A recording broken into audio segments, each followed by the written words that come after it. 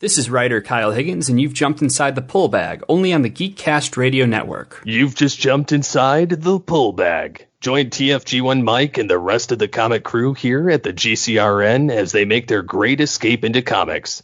From DC, Marvel, and Image to IDW, Boom Studios, and Zenescope, we have everything right here. We cover things like Transformers, He-Man, superheroes, TMNT, and Radiant Black. Yeah, we have all that and so much more. It's all inside the pull bag here on the Geekcast Radio Network. So, without further ado, it's time to talk about the comics we're reading right now, here inside the pull bag. Hello and welcome to the pull bag. I'm, of course, TFG1Mike. Joining me, as always, for Radiant Black and Turtles and other things is Mr. Joe Reed. Hello, sir. How are you? Hello. Yes, we are functioning with a can and a bunch of string. Is what we are functioning with, folks. And this is the 550th episode. We've got 50 episodes till 600, folks, and we are kicking it off with continuing on with Radiant Black Volume 4, which collects issues 19 through 24 of the series from Image Comics. Oh boy. What issue are they up to monthly right now?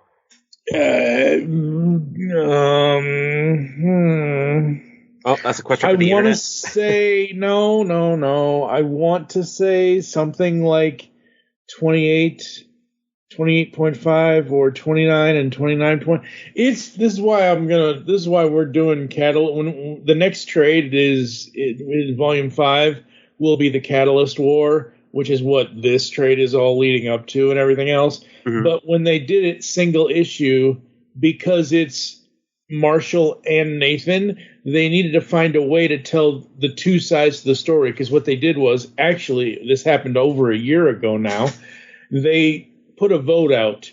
Who do you want to be Radiant Black, Marshall or Nathan? So in the single issues, they have 25, 25.5, 26, 26.5, and so on and so forth. So the 26s is Nathan's story. The 26, 27, 28 is Nathan's story. The 0.5s, I think, is Marshall's story. Vice versa, whatever. But it's basically that's how they got away with doing both characters on their individual story paths, because of them sharing the Radiant up to the end of this trade, which is a spoiler for everybody else that hasn't read it. But we always do spoilers around here, so that's how they did it in single issues, which, again, I applaud Kyle and the rest of the team over there at Image for what they have done things with this series that I've never seen done in comics before. It's super refreshing to see how they find all of these different ways to break the fourth wall, use reader votes. Like, yeah, they've done that for a while, but like not in this way. This is deliberately kind of removing that barrier between reader and writer, and the way that the Cowl is a character in the book that has his own comic and a radio show and the 3D and the black when there's radiant text and you need to go flip to the back of the book to translate it. Like, that's so much fun. Yeah. It is easily the most interesting suck you into the universe comic I have read in the past 11 years of this show. I have a really hard time picking up books with characters that I don't know and don't relate to. Like, finding the indie book that I actually like is a challenge, or the new refreshing book.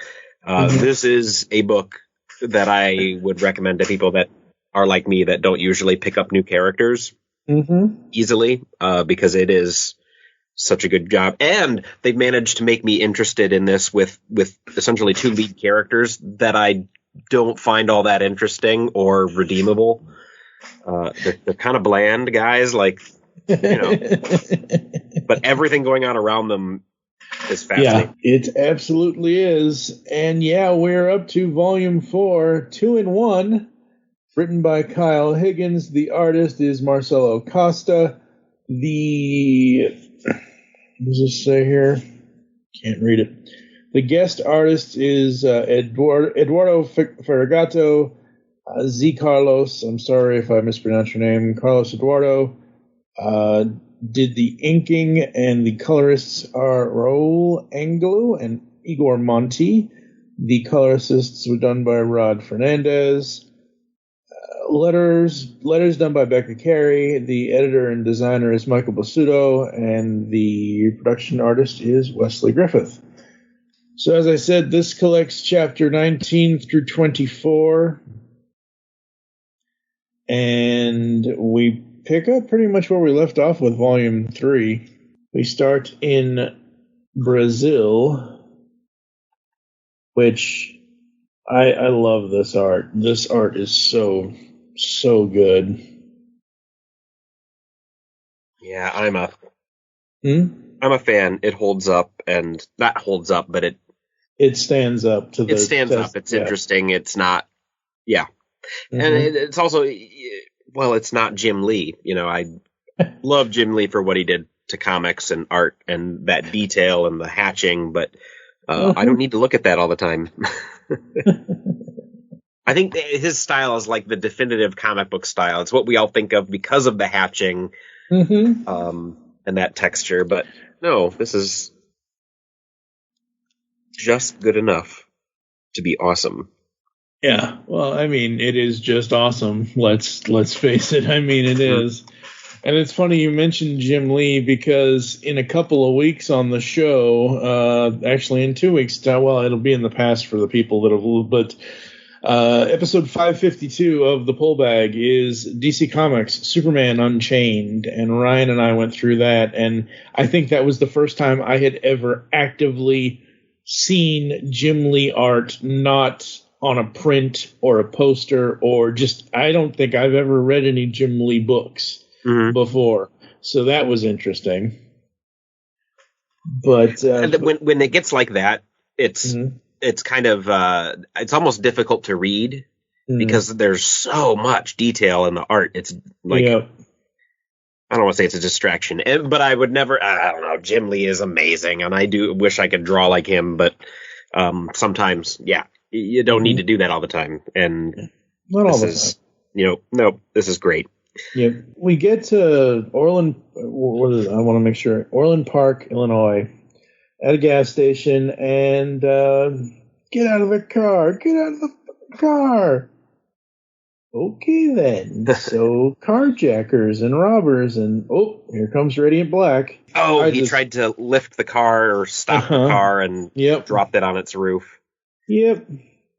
Okay, that was supposed to be way slower. Hey, I cushioned the inside. You guys okay? They're totally great, regretting their life choices and everything. But we got to figure out how to tune up his skills. And do you see what I see? Yeah, it's a very Casey Jones-like mask. I was like, wait a minute. So as they're bouncing the powers back and forth, they're both out in the field, but he's wearing a hockey mask. Which one of them is, I don't know who's got it on, but protecting his identity while the other guy's got Radiant Black. Let me see here. I think it's... Don't mind, I literally dreamed of doing this. I think... I know who they are. I know which one has the parent issues. I know which one's the writer and which one's the video store clerk guy. I have them in my head, but I can't remember who's who. Yeah, I think that's on me. That's not anything. I think it was. With. Yeah, I think it was Nathan, and it switched to where Marshall, because when they get to the point where. Yeah, it's like that skyscraper gorilla scene with the exploding bananas. Now, what a reference.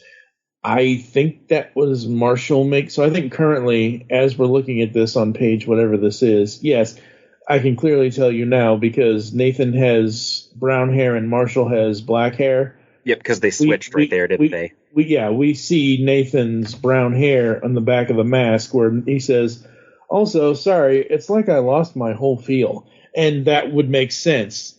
Yeah, so it was Nathan that was trying to flip the car, and it went so fast because he hasn't done it in a while. Yeah. I'm going to write this down, and then I can refer to it. Come here, sketchbook. So, yeah, Nathan was the original writer guy. Mm-hmm. With parent issues. Yeah, I think that's what it really is that the two lead guys are the boring white dudes. Yeah. Yeah, Nathan was the writer. And Marshall was the video store. Yeah. And listeners, there's no shame in doing this kind of stuff. I'm a teacher, and I forget my students' names all the time because there's like 300 of them, right?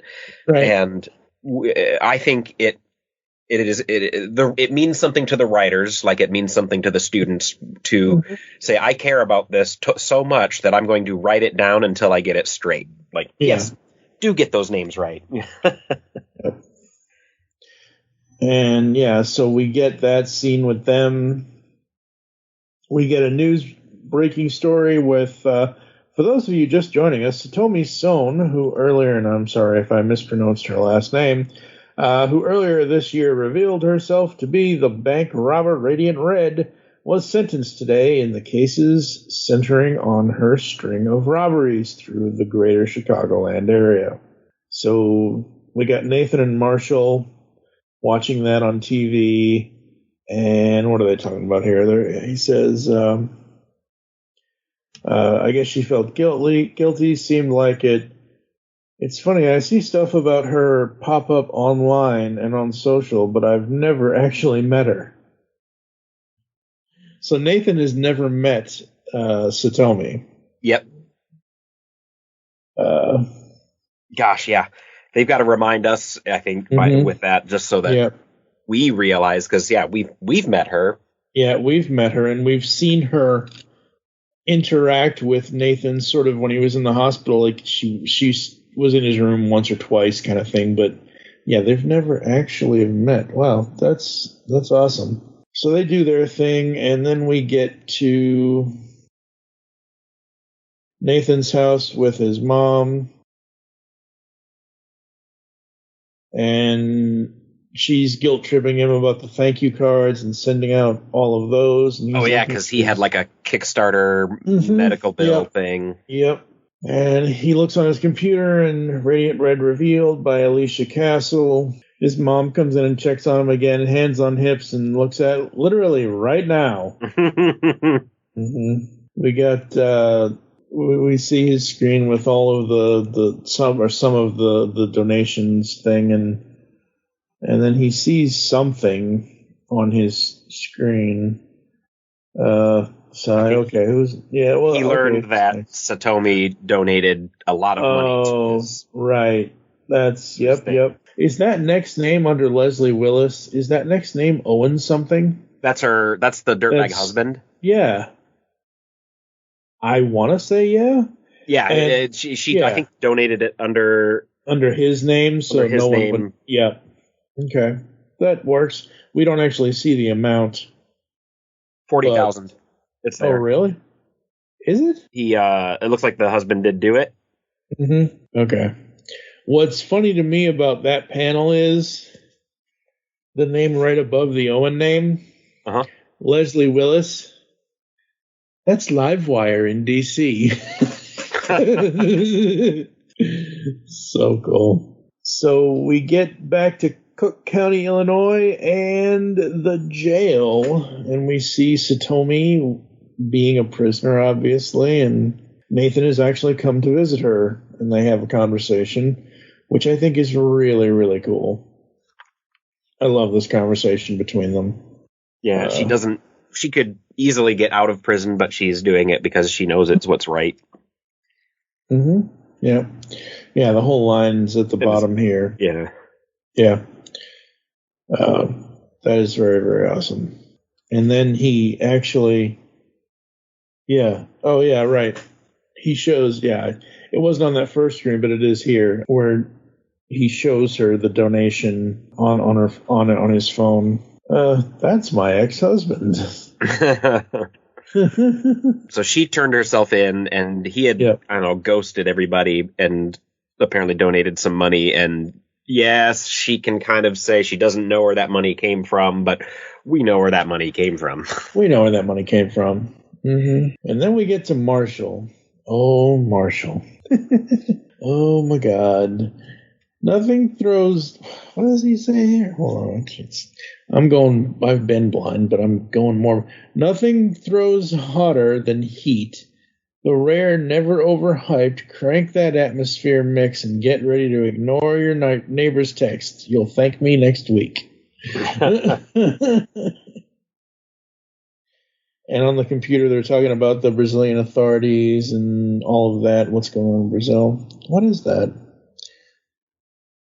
From Lock and Mule. No, what are you watching? What's going on in Brazil? This is wild. There's that big floating rock monster-looking thing that's not doing anything. It's kind of like floating there. Oh man, like there's a couple of sci-fi movies where the alien thing floats and lands. Superman, that did it. Arrival, District 9. Yep. And that's probably one of ours. We should go check it out. Yeah. I love how he walks out and he's tapping next to the railroad tracks, and then all of a sudden, what is it? What's going on? Whoa, hey, can you get me to Brazil? What? I need to get to Brazil. You said it was an emergency. Hello, have you seen the news? What does that remind you of? And he's talking to Radiant Pink here, and you think it's them? I mean, whatever they were? I don't know. But if it is, next thing you know, they're in Brazil. And again, I can't praise the art enough. The line drawing, I don't know how many people besides me sometimes complain about certain things, like specifically rain in certain, like when I see rain in various things, it's like, oh no, not again. Not that it's bad, but it's like, some movies do this to me where it's like they want to use rain to convey that it's a sad scene or something, and I'm just like, yeah, it's very sad. It doesn't have to be raining at every funeral and every movie on every TV show that has ever been. Yeah, there's a point where that iconography becomes cliche and forced, and we don't need that. But here, I like it. I like it here that it's raining and it's showing what's going on and things like that. And yeah, this feels more like the rain from the Two Towers when the orcs are coming up to Helm's Deep. It's that kind of miserable, it's going to get worse, kind of impending doom sort of rain. And see, I think their presence powered it up. Oh, of course, because that's what happens with the Radiances. Everywhere they go, something gets powered up or powered down or whatever. And you're absolutely right, because they even say that Radiant Pink says, oh God, what is her name? Anyway, Radiant Pink says, I guess it kind of looks like a robot spaceship. The colors in the photo looked closer, though.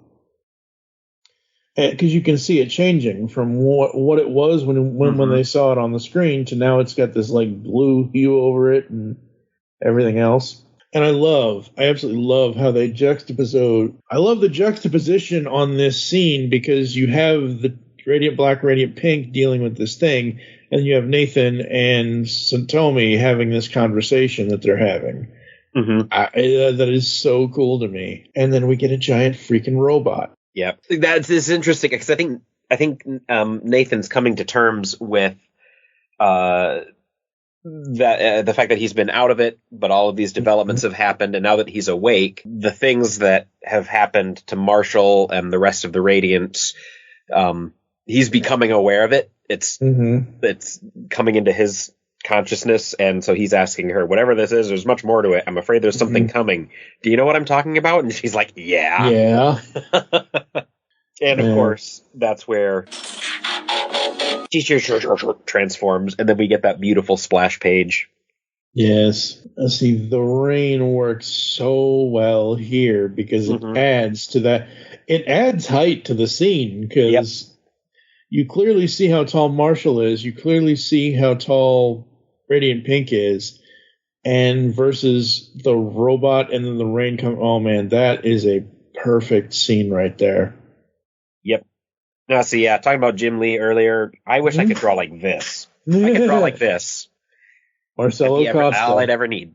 Yeah, Marcelo Costa. And yeah, absolutely. Well, we got confirmation. It's a giant goddamn robot. Stating the obvious, Marshall. And this is how chapter 19 ends, with him stating that. We see the robot's face, and then we hear Nathan say, I don't know where these radiants came from or how they ended up here, but whoever they belong to, I don't think there's any way they're going to let us keep them. Nope. I'm digging this. This is just so good. This is why yes, I did buy these single issue, and I do have them single issue, but this is why I can spend a sunny afternoon, a rainy afternoon, a snowy afternoon, a blizzard, whatever. This is why I wait for the trade, because I can read it all in once, and I can just take a whole afternoon and not do anything other than read this and just enjoy myself reading this. And then obviously I read it again for the show to make sure I have everything straight, even though we go through it during the show. Chapter 20, back in Brazil. Okay, but how do we know if it's an evil robot? As its arms turn into guns. I think you have your answer. There you go. Yep.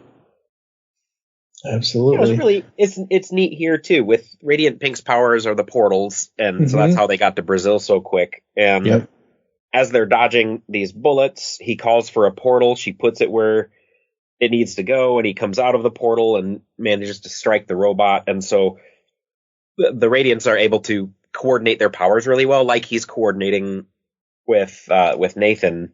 Yeah. When they're switching the powers back and forth, they're really able to kind of make combos out of it. I wonder if that's a side effect of them as they get better with it, that they're kind of able to tune into each other. And maybe. No, but I absolutely love this scene. And what this reminded me of is, it actually reminds me of, even though she doesn't have she has multiple. Technically, I can't believe I'm going to say this. Radiant Pink is the Spot from Spider-Man. I don't mean to say that. I don't say that to mean anything negative about it, but as I'm thinking about it, as I see Radiant Black flying through one portal and then disappearing through another, and then we eventually get to the point where they end up. Where the hell do they end up? They end up in the middle of the ocean somehow, and all of that, and splash. No, not really.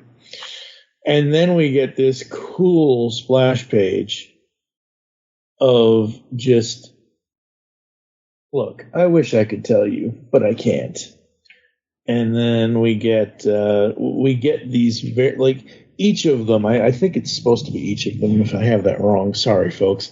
Honey, we have to go. Dad, you're scaring me. What's happening? We weren't ready. And it is. It is Radiant Yellow kind of experiencing a few different timelines. Yes. You're right. Absolutely. Trying to figure out where to go. He's doing that. He's doing the Doctor Strange thing. Yeah. Where his head's flipping all around and he's seeing all the different. Okay, so all right, got it. So that is him looking at Marshall and Nathan, and then that is him talking to his daughter, and then the other two panels here in this cool splash page are him seeing various other things, and then we see the full splash page of his head. Just him sitting in a chair. Yeah, absolutely. With his murder board of connected timelines all around him. Yep. Chloe Sullivan would be so proud. But yeah. She turned into a wacko?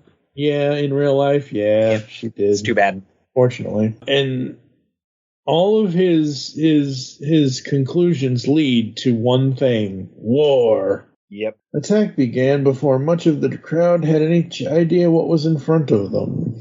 Let's see then.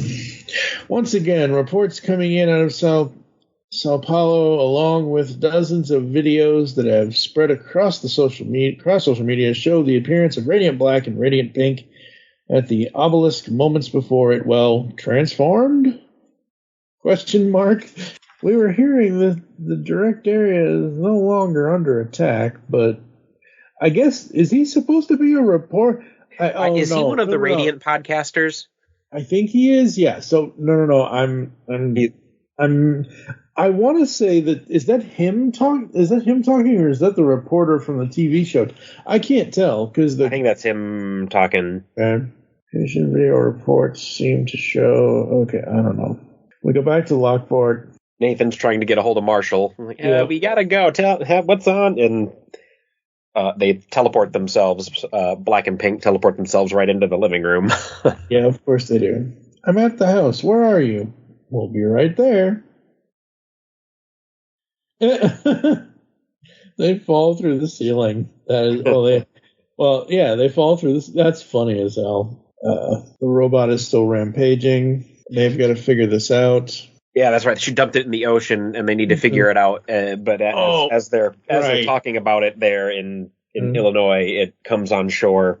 I just remembered. Thank God I remembered, because I know everyone, even though we're 30 minutes into the podcast, everyone was going to come after me for not remembering. Eva is Radiant Pink's name. I just remembered that. Hey. So, yay. I'm going to read her trade paperback next.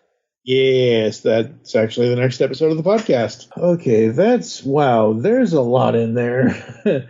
It was weird at first, but I don't know. It feels like there's bigger things to worry about, She hasn't been to existence. Ah. So the three of them have a conversation, and... Okay. While they're here at this, looks like an Applebee's, starting to order dinner, that's when Nathan sees on his phone that the robot has come on shore in Wisconsin. So they were in Brazil, and she teleported it, and I just thought it was like offshore in Brazil, but no, she teleported it to Lake Michigan and dumped it there. And now it's coming onshore. I'm sure there are plenty other polluted things in Lake Michigan. You would know better than I would, though. Michigan's actually pretty clean. It's Huron that you need to avoid. There you go. Lake Erie. Erie's the one not to go swimming in. That's the one that has all the algae blooms. Ooh. But yeah, so they have that conversation, and then they get to where the robot is, and Marshall suits up first. So is there a plan? I don't need to translate that anymore. I know what that says. All right, what does it say? Because I haven't translated it yet. Radiant. Oh, of course. That's what it says when they transform. Oh, yeah, that's true. So is there a plan? Yeah, we know it's waterproof. So this time we see how it does with vacuums. Let's dust bust this thing into outer space. I wonder if that will work. And I love these action shots. I love the battle here. I think that is so cool. I love how good the art is between the robot being rampagey through Wisconsin and the darkness of that to the brightness of where they are battling him now. Like the contrast between light and dark colors for the backgrounds is amazing.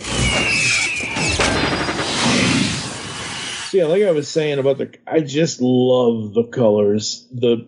I love it all, but just the way these colors affected me reading this, going from the light to the dark to the light to the dark and vice versa, just absolutely loved it.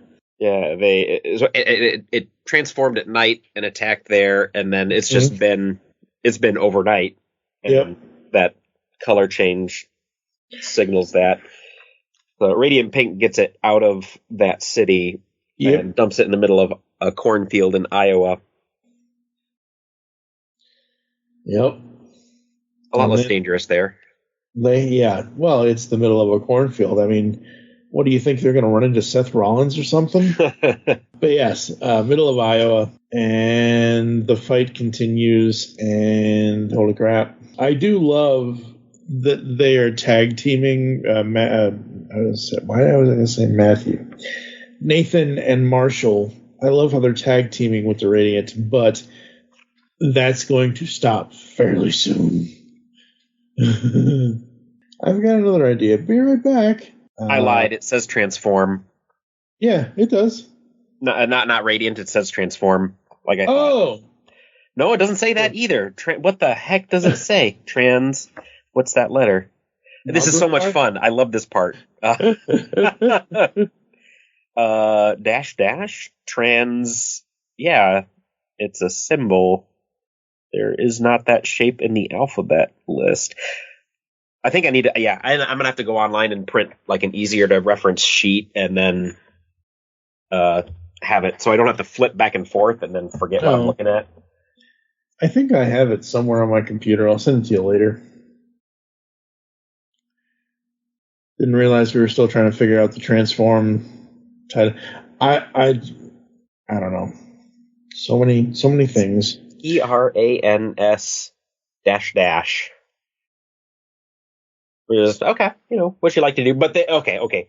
So Radiant Pink teleports to the jail to get Satomi. Like Radiant Red, we need you. Yep. There's a big robot attacking, and she's like, I can't just leave. Seriously? Like, yeah, we kind of need you to save the world. I don't know. And Marshall and Nathan are doing the cool thing where they're gonna tag team and coordinate their attacks. So that's very cool. What just happened? Oh man. The robot kicks the ever-living crap out of him. Holy crap. Yeah, tried to transfer the powers, and it didn't work. Yeah, and it didn't work, and that's when the robot was like, yup. And then we get no Radiant, huh? That's a real interesting strategy, guys. Surprised nobody made a can't get it up joke. Marshall probably would have if he had time.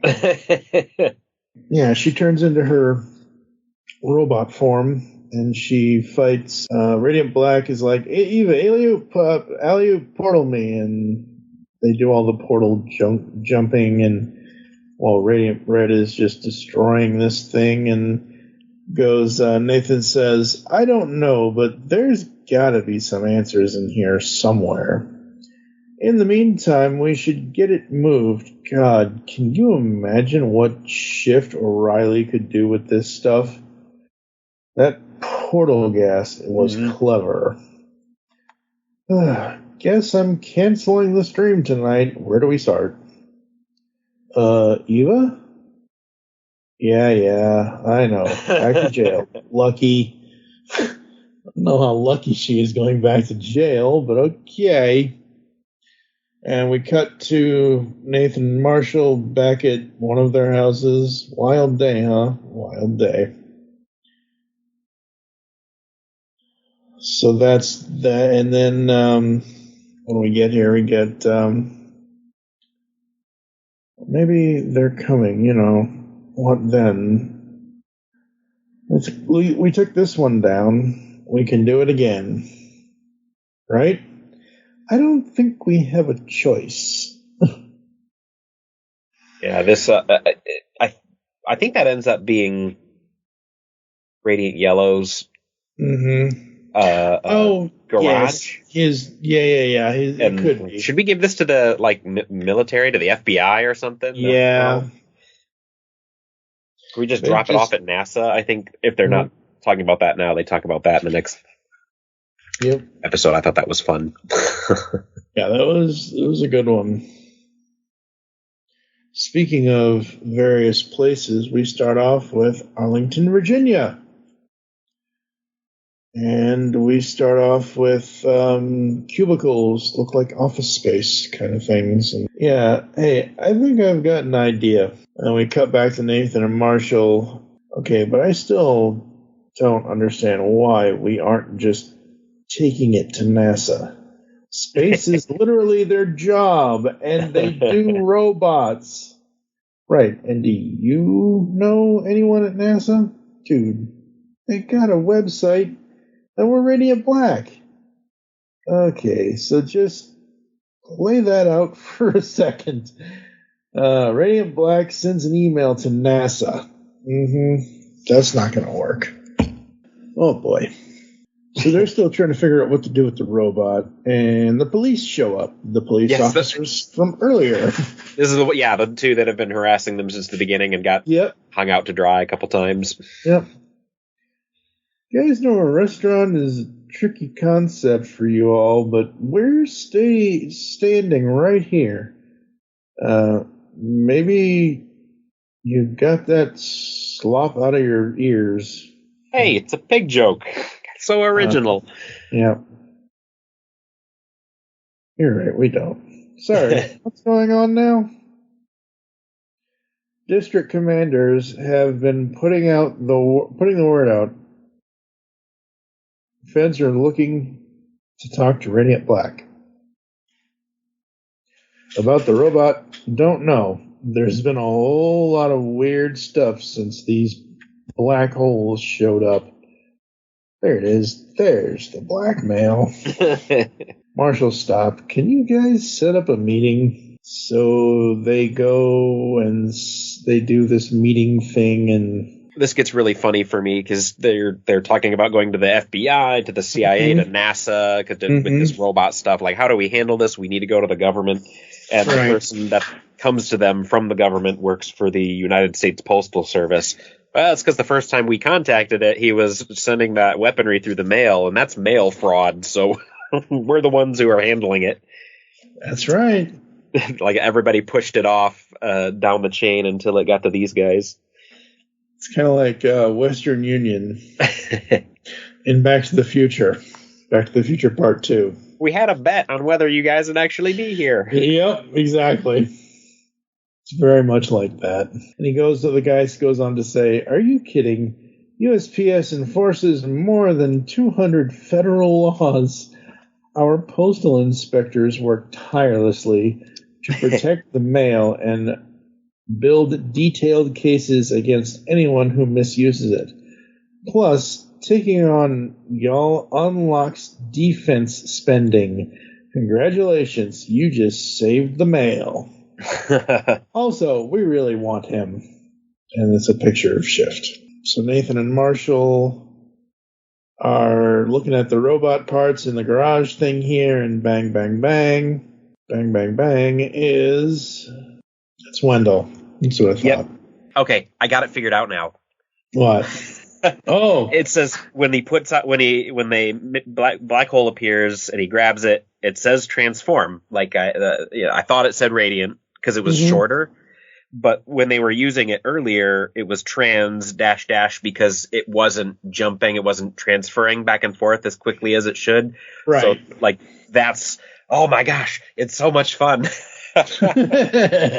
Oh man, by the end of this I'm going to be able to read the stuff without having to translate it. Read Radiant, absolutely.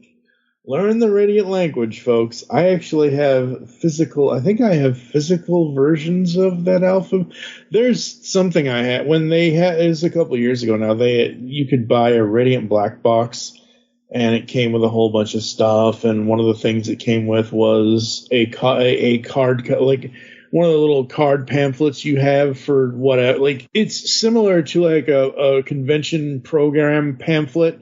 It has the entirety of the Radiant alphabet in it, and it's very, very cool. Again, what they've done with this series, all the different things, and there's so much we have to talk about after we talk about the comic, because they had a panel at C2E2 this year. Ooh. I think. Yeah. And they announced a whole bunch of stuff. So Wendell shows up. Wendell's like, "Oh, I didn't come to just talk to you." And we get Radiant going back out again. Important? I don't know. It's JJ. Her boss really does want to talk about my short story for TV. Oh, this is Nathan and Marshall. They're talking about the whole JJ boss thing.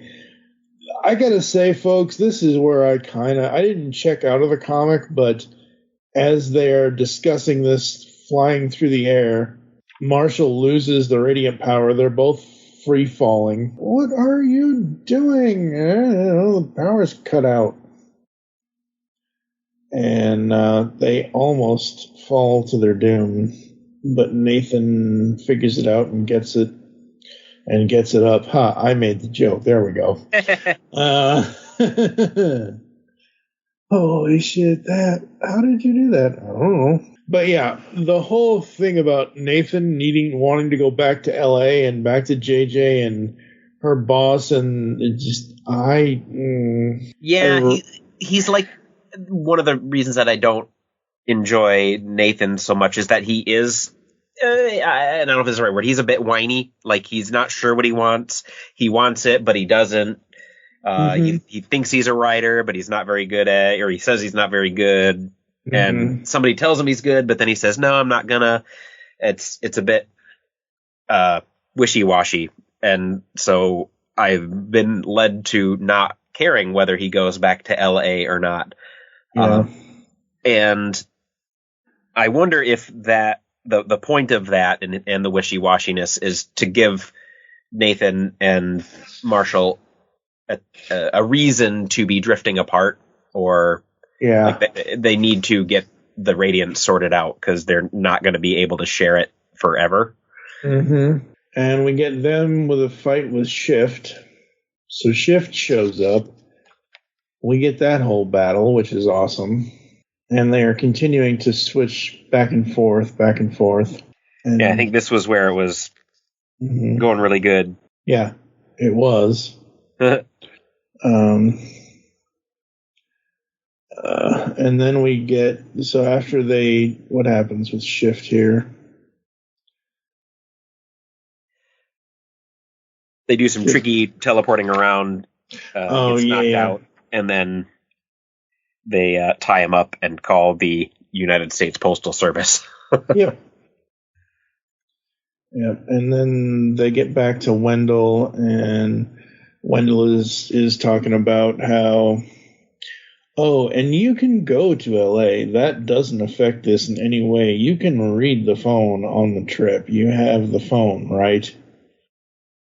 Yes. Holy shit, you stole Shift's phone? Yes. Fuck you, post office. Marshall. Wendell says 1248-1248. That's never not going to be weird. This is good. This can help us. Time to read up. What are you looking for? What I just said. Answers. And then the robot says something that I can't read to end the issue. Give me a minute. Yep. I'm actually online looking for that Radiant Black Box. Thank you, Mike. I need to find something. I don't know if it's still available or not. eBay, maybe. We'll find out. But what issue is it? 2022. Nathan's on his way out to LA to go see if they want to buy his story. Yeah. And Marshall and Wendell are working with the robot trying to get it figured out. I don't know what it is, folks, but I find all of these people, every single one of them, fake. Yeah, I think it's that LA. I know that's the point of it, but that's why I don't like this. I don't like that Nathan wants to go. If you're a writer, dude, go anywhere else. You don't have to have your story be made into a screenplay or a script for a TV show or a movie or whatever. Be a writer. Write novels. Do this. Do that. Mm-mm. And every time Braden speaks, I want to punch him in the mouth. Every single time. He's exactly one of those schmarmy. Yep. 3 buttons undone. Yep. And JJ, oh no. She's all kinds of trouble. So we get back to Marshall. Oh no, this is Nathan. He got smashed at the party. Yep. And then his waking up destroyed. This schmarmy LA guy is dating his ex. Yep, Braden is dating JJ. And yeah, no. I would not be in that situation. I would not be caught dead going back to that.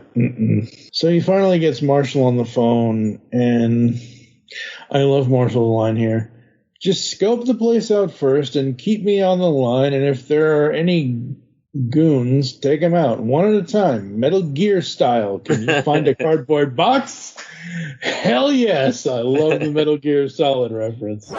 Blah, blah, blah. Oh, that's hilarious. Love Marshall. Yeah, that's exactly what oh boy. Nathan goes out for an evening out in LA and he FaceTimes Marshall.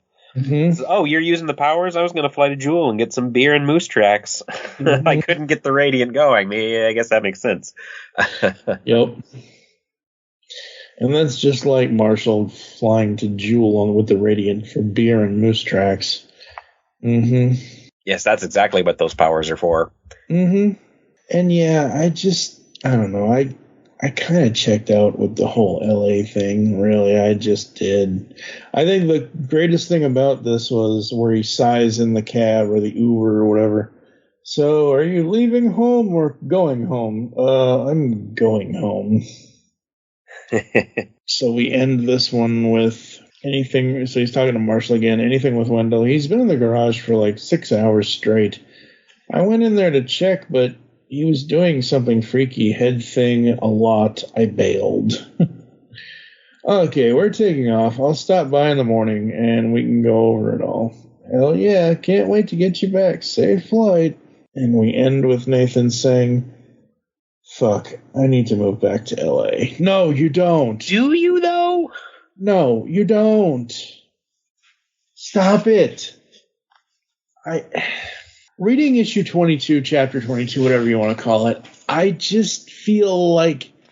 So, the tagline, the opening thing for when they were advertising this series was...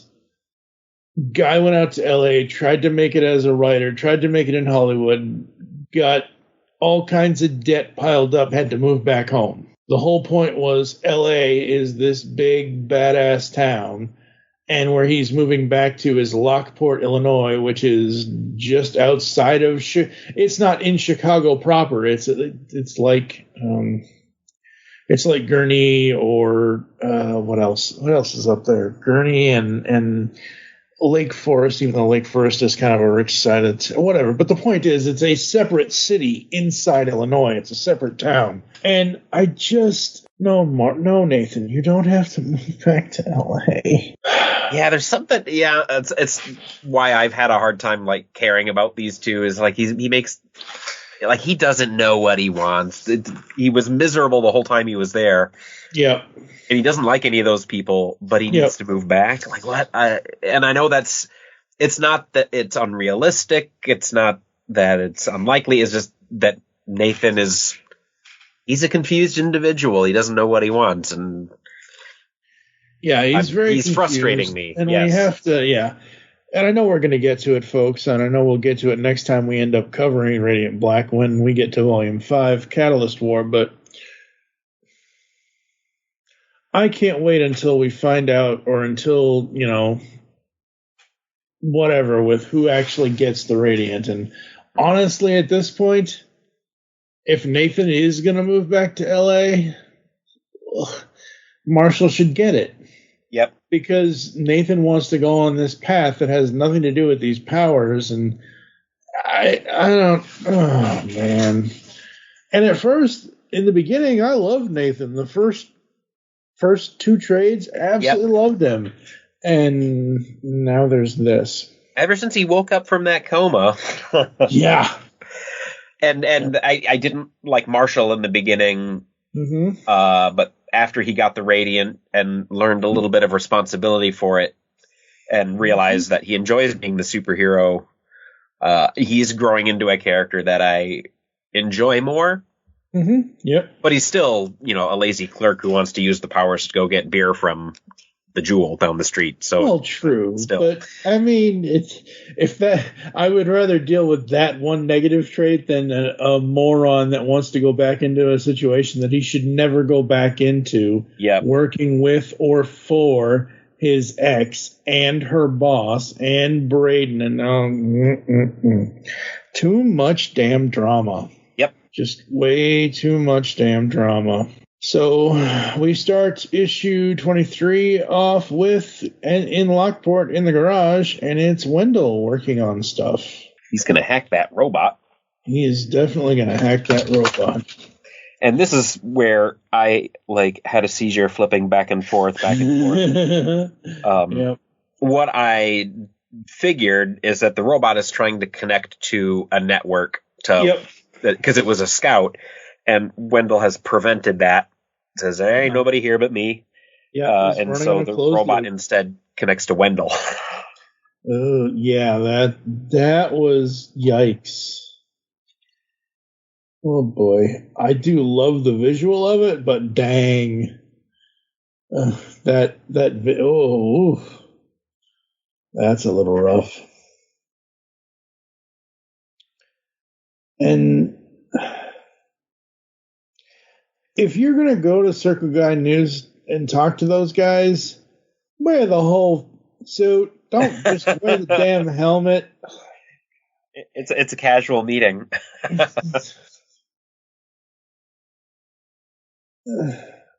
Just don't.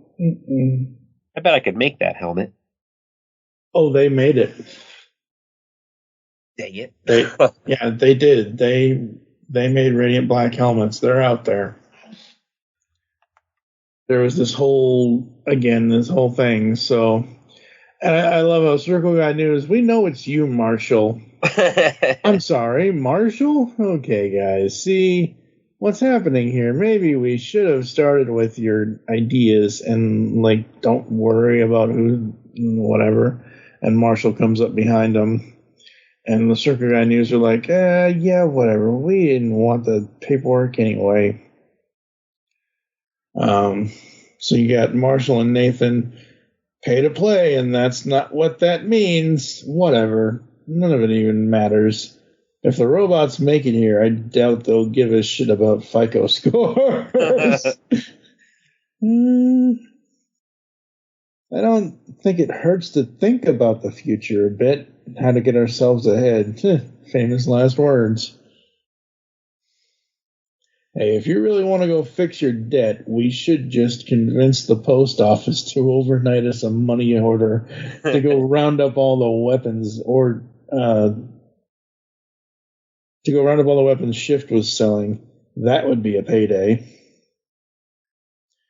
And they open up the garage to Wendell, and Wendell is being controlled by the robots, and he's having a seizure. It's the powers. Look out. I've got you. Interesting that they pull him out of the suit. Yeah. Out of, I don't know what, but. Well, so let's see here. Yeah. So he's in his radiant yellow suit, but the robot has him, is in control of him. So maybe I don't know how they pulled him out of his suit. He just transforms back into Wendell. Yeah, where it deactivates as they're pulling him in. Yeah. And we get to another. Is it the same robot or is this a different one? This is 1, 2, 3, 4, 5, 6. 6 of them coming, probably more. Right. Yeah. Because he used Wendell as the transmitter. Right. Gotcha. Yep. They're all connected. Yep. Oh yeah, there's a lot of them. Holy crud. Wendell, I can't. Orson, stop. Love to have the Orson, no. Nope. Oh no, the dog. Mm-hmm. Oh, I thought it was an Orson Welles joke, right? That's what his dog's name is. The powers aren't holding. Give me the radiant. Give me the fucking radiant. to it.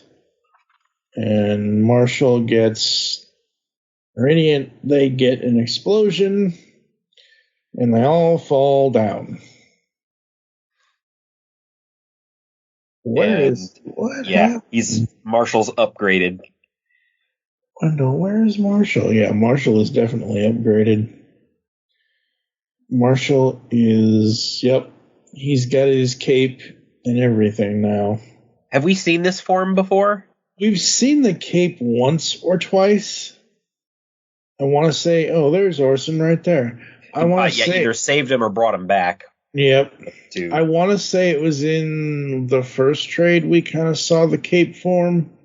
Probably. But we haven't seen it a lot. Yeah. Yeah, probably in the Dreamscape existence, I bet. Maybe. I think it was done in real life. I think it was done in real life. But as we go through here, even the police are trying to fight the robot and all that, and it's not maybe going so well. The robot says something to Marshall, and Marshall says, "More. You have to work." Oh, yeah. So he's destroyed a few of the robots, but then it looks like the power is starting to shut down on him. Mm-hmm. Yep. Right as he's about to get shot.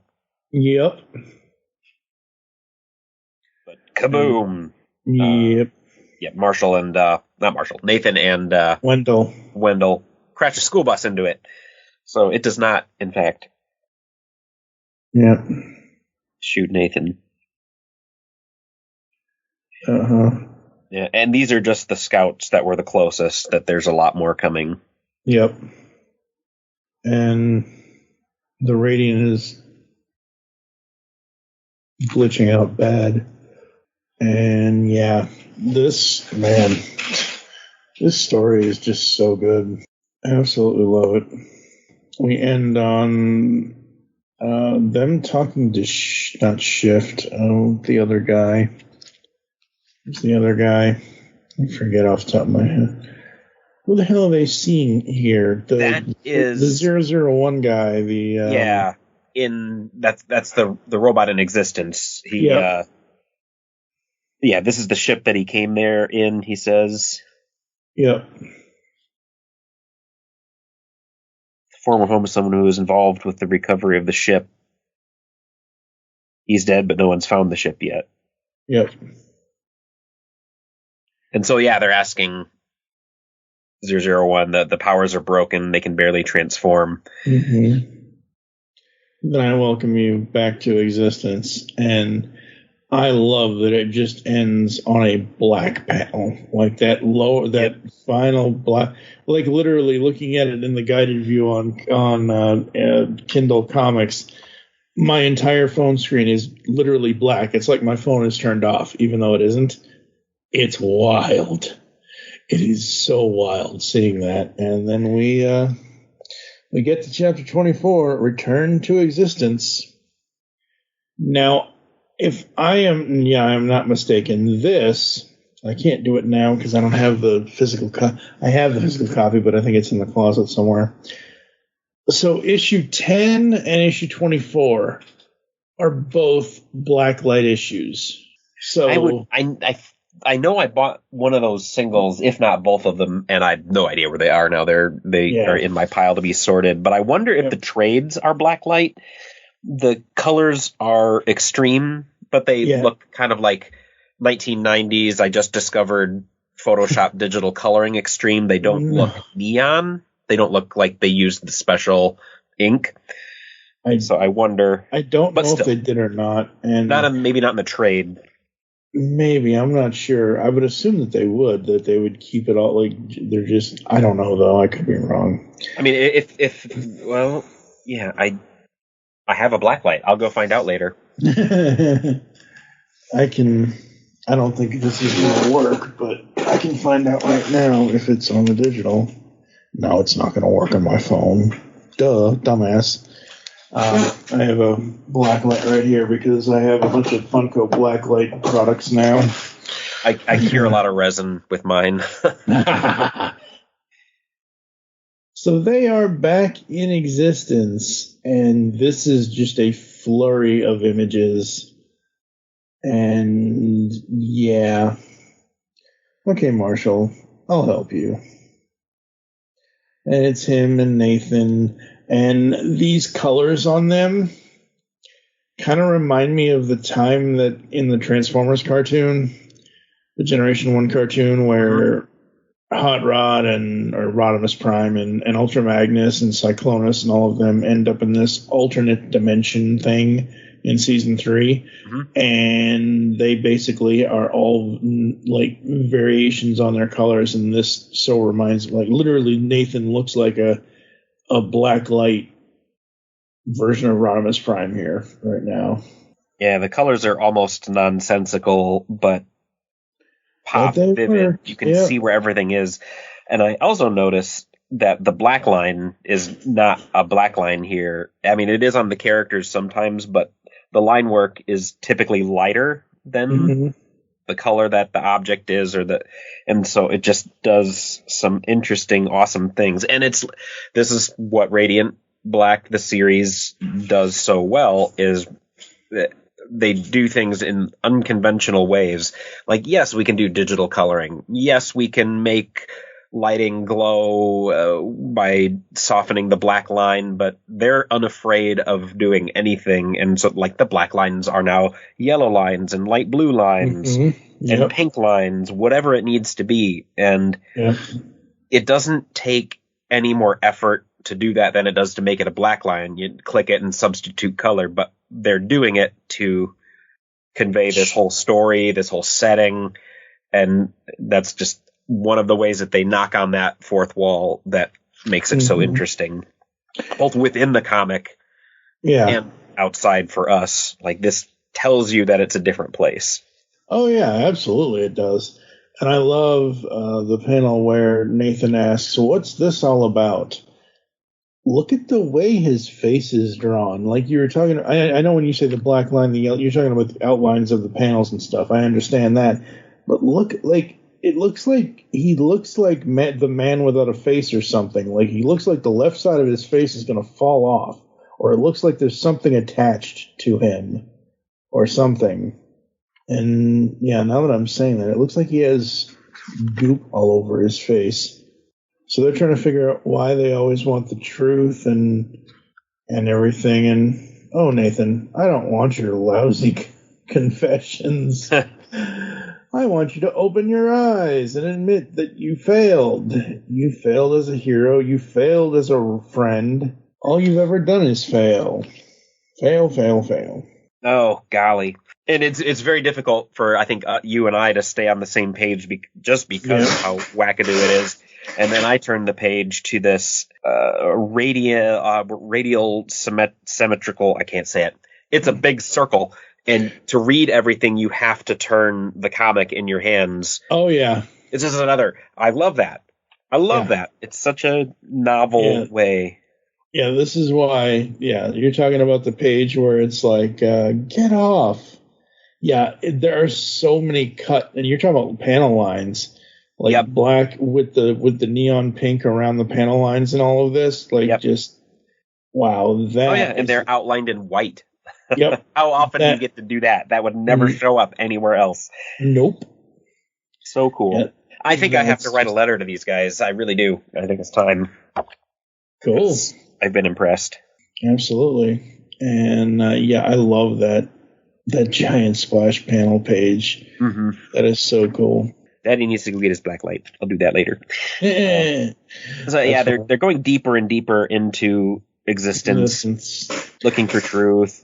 They were given guns to fight these weird monsters that they're going to find down there. Oh man, now it looks like they're underwater.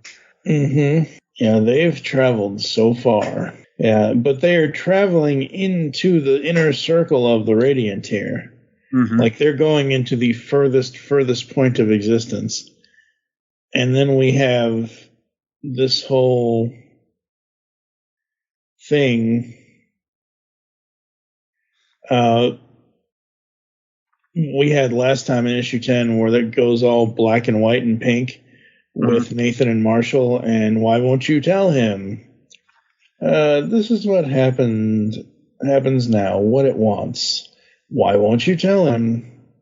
Isn't about me. There's only one truth in existence. I think I need to move back to try again in Los Angeles. Things are different now. I am not who I was before.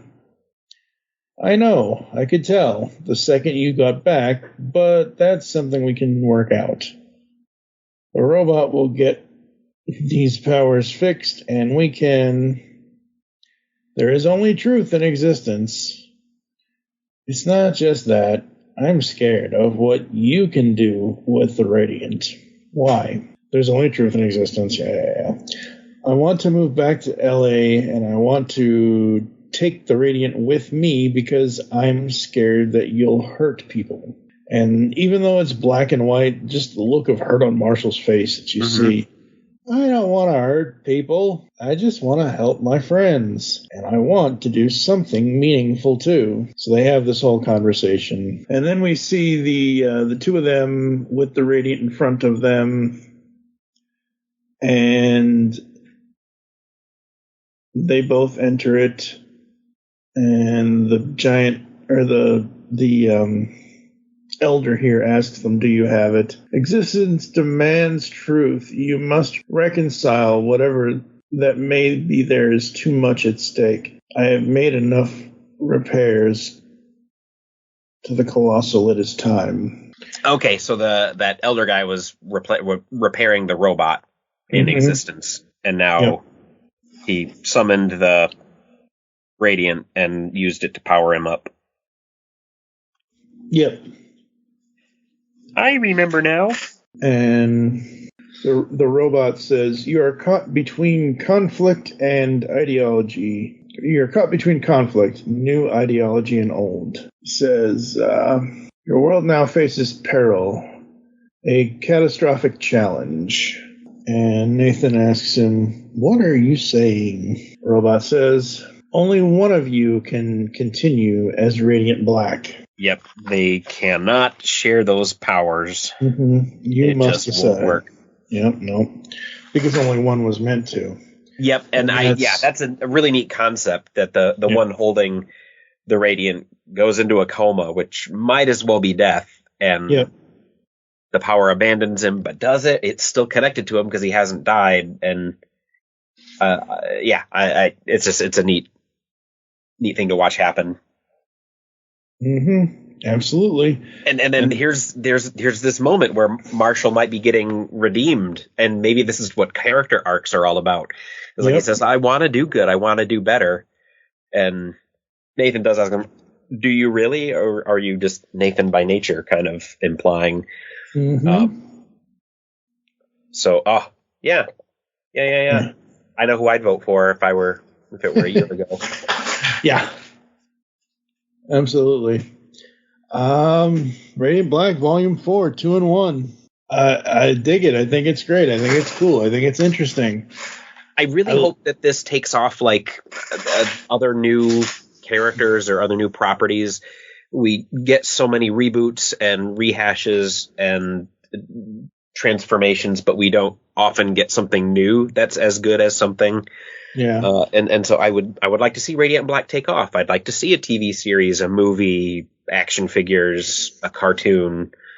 And then to keep the spirit of Radiant Black where it's constantly involving the viewer or the reader in different ways. You know, you're calling in on the phone to do a live vote to see what comes next in the show, or I hope it takes off because it deserves it. It's interesting and it's fresh. Well, I think it has taken off because ever since it launched in 2021, I mean, it's been 3 years since it launched, and everybody that I talk to, or everybody that knows about it, or that even people that don't know about it that I say to read it, they're all like, oh my God, this is great. And I've mentioned various things like the Radiant Black Box and other things that they've done and whatever else. You know, there are only 130 of those. And I have one of them. And that is very cool. If you want to drive to Indiana, I'll give you the bath bomb because I'll never use it. I don't have a bathtub. I have a really sucky bathtub. Wealthy people have one that a guy like me could actually lay down in. So like I'll bath salt my feet with it or something. But yeah, I wanted to take off. You're the only person that I've ever heard mention it, and I've asked for it at my. When I get good trade paperbacks like this, I get it from one of the stores that I don't usually go to, and I know the guy there really well. And if I pick something out and he likes it, he'll usually tell me about it, and we'll start a conversation. He hasn't mentioned Radiant Black, which I think maybe now it's going to be my job to go mention it to him and say, this is actually really good. Yeah. So, what would you rate Volume 4, 0 to 5? I really need to think about how I rate things. I definitely can say that this is a series that I would not have usually picked up, but when I read it, I'm thoroughly entertained. Even watching these characters that I don't like that much, it's not that it's unpleasant.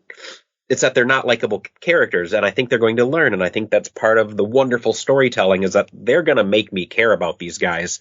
It's just going to take a while. They're not going to do it in an issue or two and change them, and the fact that I care about that means that it should be a 5. Like I'm invested in this. Yeah, absolutely. There is in issue 19 through 24. Yeah, I kind of check out from Nathan's LA thing, but that's just, I don't know. We think he's making the wrong decision in that, and I think that's why I check out. We're checked out because these are not likable characters out there, and then we dislike Nathan more because he's choosing them over, his home where he has people that actually care about him, not like the fake LA care. Yeah, I think Nathan is a character to care about, especially in the first trade, the first 6 issues when he was at home and had to come back home. Mm-hmm. I still will say that Radiant Black issue 3 is one of the coolest comics ever. That was writing day, and how that they did the whole thing of back and forth with everything with the writing and all that. I love that.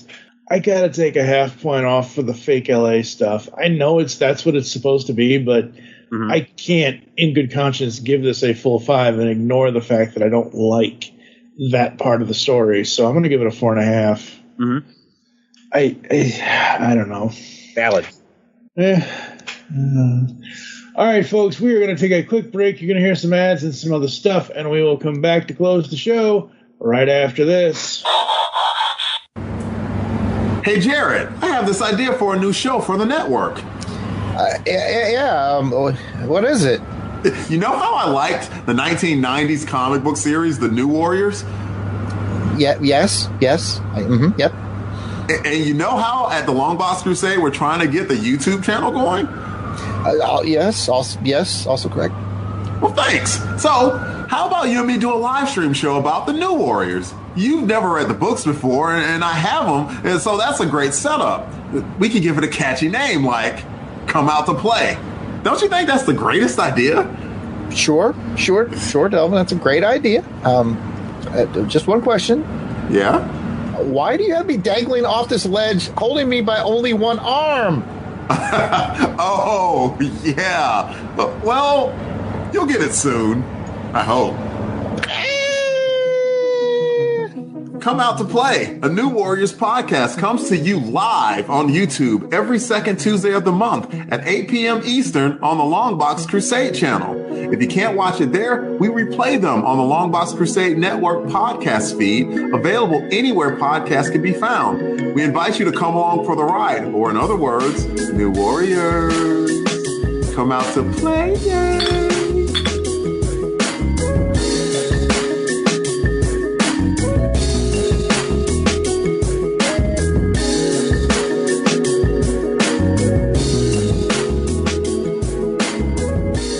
Hi everyone, I'm here to tell you about the DC Comics News Podcast. Here every week to talk everything DC. Movies, TV, comics, and everything in between. But don't just take my word for it. Here are a couple of our sponsors. Listen to the DC Comics News Podcast It's audio justice.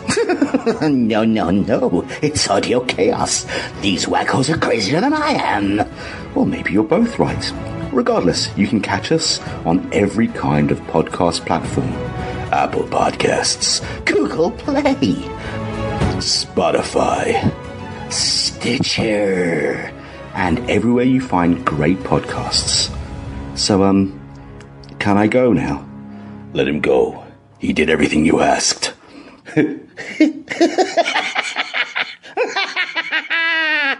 No. Hey, welcome to the Last Comic Shop Podcast, a comic book podcast that actually talks about comics. Yep, each week we open the shop up and read and discuss a comic. Sometimes we pair that up with comic book movies or TV shows. Or not. Lots of times it's just comic books and sound effects. Oh, yes, definitely lots of sound effects. So tune in on all the major podcasting platforms for the Last Comic Shop Podcast, or check out our library of evergreen shows at www.lastcomicshoppodcast.com. All right, folks, we are back here inside the Pull Bag, the 550th episode. Holy crap. 11 years, 550 episodes.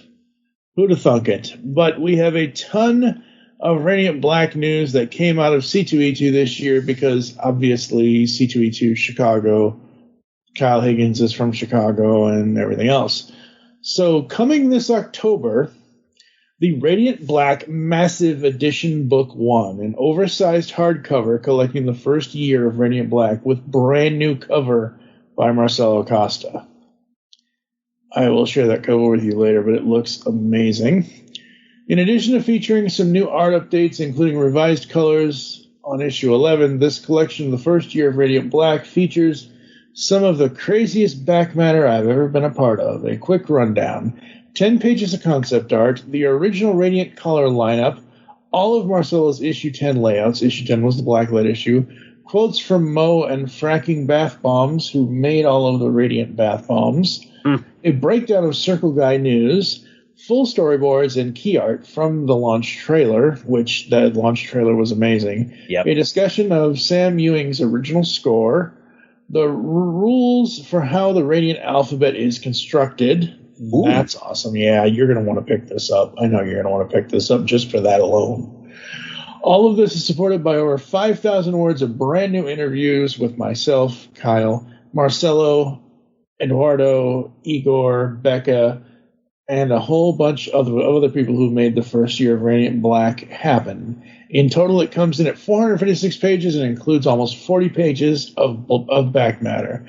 Plus, we're including the original pitch for Vanguard, the series concept that led directly to Radiant Black. Awesome. And they show that off. But I'll forward you this email so you can see this stuff. But full disclosure, we don't know if we're going to be able to do more hardcovers beyond book 1. We very much want to, but so much of that depends on the order numbers for volume 1. So if something like the above sounds up your alley, then please pre-order this book with your local comic store as soon as it hits previews next month.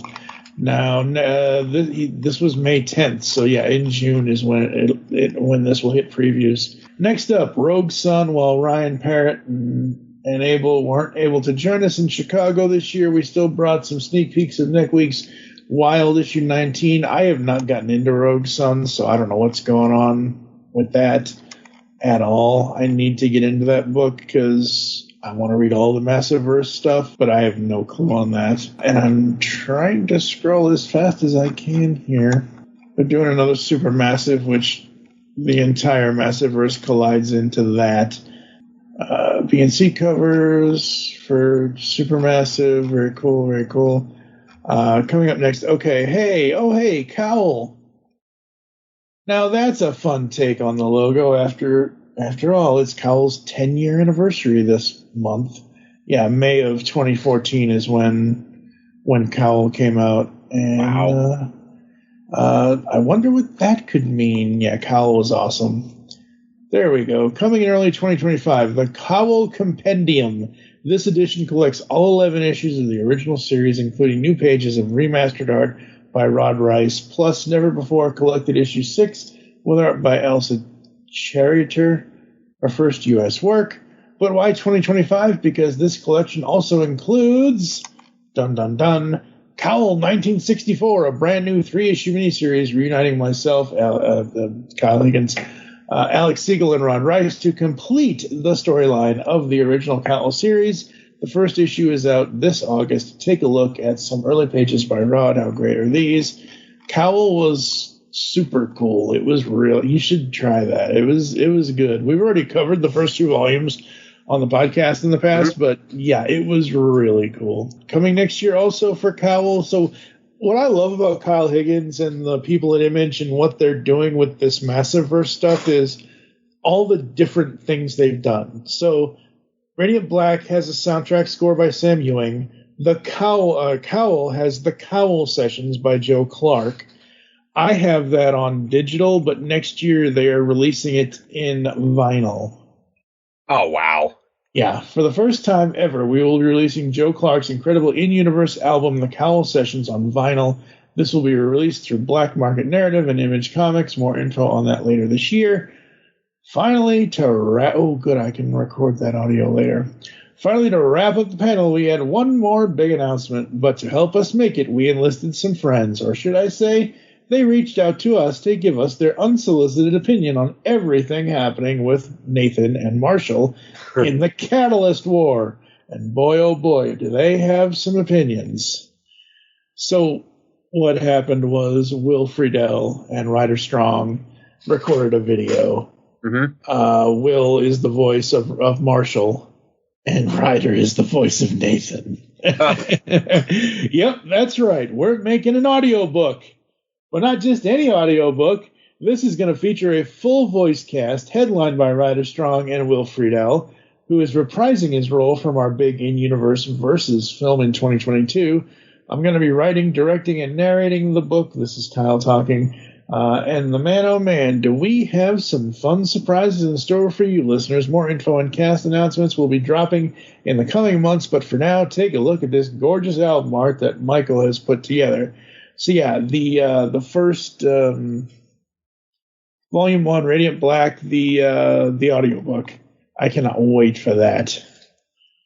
That is going to be so cool. So yeah, that's what's going on with the Massiveverse and all that. So yeah, audiobook. Oh, yeah, it's going to be so fun. So much fun. Yeah, it's another way for them to multimedia it out. Absolutely, yeah. Well, they did the short film Versus, the short animated film Versus in 2022. Again, this is why I love what they've done with this overall universe that they've created, that they do so many cool things and so many different things. And it's all under this one umbrella. Like, Cowl has a soundtrack. Radiant Black has a soundtrack. You know, I'm hoping Radiant Black gets more music from Sam Ewing because, man, that music was just, so good. Just absolutely love it. So, yeah, folks, Cowl Sessions, Radiant Black, all that good stuff. Radiant Black Volume 4, 2 and 1. Absolutely dig it. As always, any final thoughts from you, sir? Nope, but I'm excited to read Radiant Pink. I'm going to have that on my nightstand. Absolutely.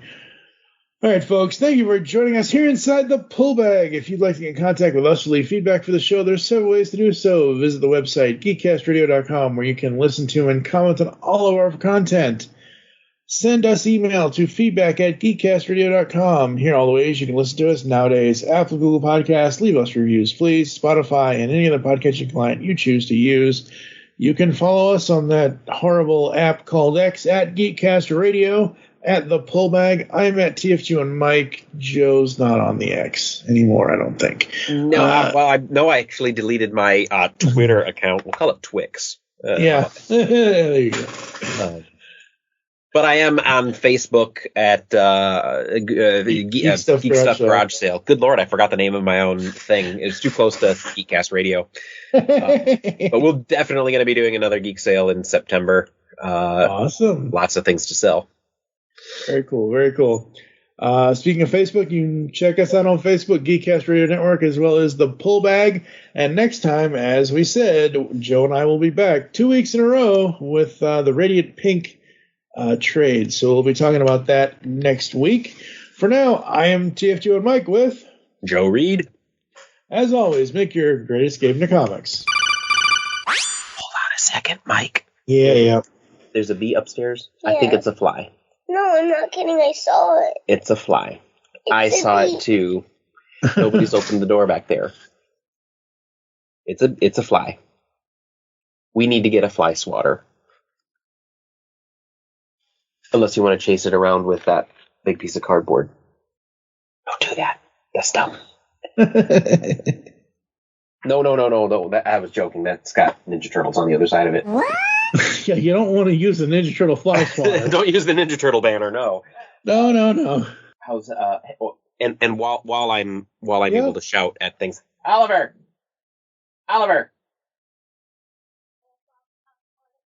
Hey, Oliver. Go get busy.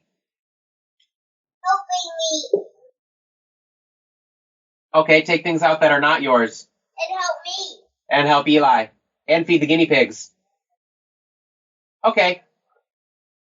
Thank you. All right, I'm recording again. Don't open the door. Thank you, guys. Sorry. Don't open the door. He's lonely upstairs and wants to, any reason he can to come down here. There's a bee. No, it's not a bee, dude. It's a fly, just like it was when you came home from school. He's got a little brother to play with. He's got somebody that he can occupy his time with, play games. The little one wants to bother the big one, which wants to be all by himself right now because he's. Oh, how old is Oliver now? Oliver is 13. Oh, well, yeah, he's just beginning his teen emo phase. Okay. Yep, you got it. Oh boy, God, Oliver is 13. Yep, Eli's 7. God. First grade, reading big books. God, Lord. I know they're your children, but I feel old just thinking about how long. Oh my God! All right, it's the diapers I changed as an adult are driving. Infernal technical difficulties, and just when the show was getting interesting. You've just heard the latest episode of The Pullbag, the GCRN's first comic review and discussion podcast. There are several ways to get in touch with us and leave feedback for the show. You can visit the website, geekcastradio.com, where you can comment on the episode and all of our different podcasts. You can rate and leave a review for the show on iTunes. Be sure to leave us feedback. Become a fan of us on Facebook, facebook.com/thepullbag. Send us an email, feedback at geekcastradio.com. Follow us on Twitter at thepullbag and at geekcastradio. So until next time, make your great escape into comics and unleash the geek in you. Block it out and power on through.